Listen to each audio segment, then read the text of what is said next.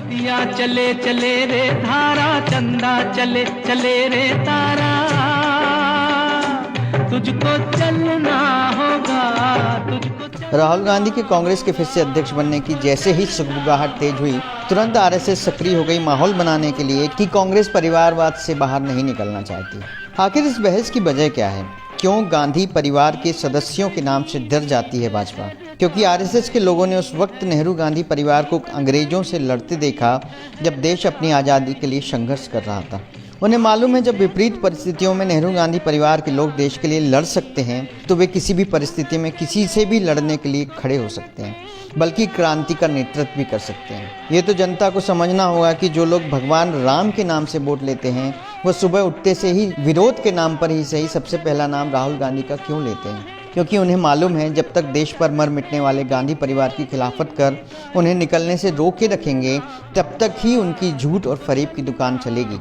जिस दिन जनता को समझ आ गया कि बात परिवार की नहीं उस जज्बे की है जिसने देश के लिए अपने प्राण न्यौछावर कर दिए, ये जानते हुए भी कि देश हित में उस राहुल गांधी ने अपने प्रियजनों को खोया है, फिर भी यह गांधी जानते बूझते देश के लिए मर मिटने को तैयार बैठा है।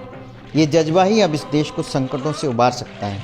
इस देश के दलितों, पिछड़ों, शोषितों, वंचितों की लड़ाई लड़ने के लिए फिर एक दांडी की ज़रूरत है, फिर से एक गांधी की ज़रूरत है। राहुल जी आगे आइए और सिर्फ कांग्रेस का नहीं देश का नेतृत्व करिए। बिना डरे बिना रुके अब निकलना होगा, चलना होगा। इस देश की आज़ादी के लिए लड़ने वाले वीरों की भांति तुझको चलना होगा, तुझको चलना होगा, तुझको चलना होगा। राहुल गांधी पर ये लाइनें एकदम फिट बैठती हैं।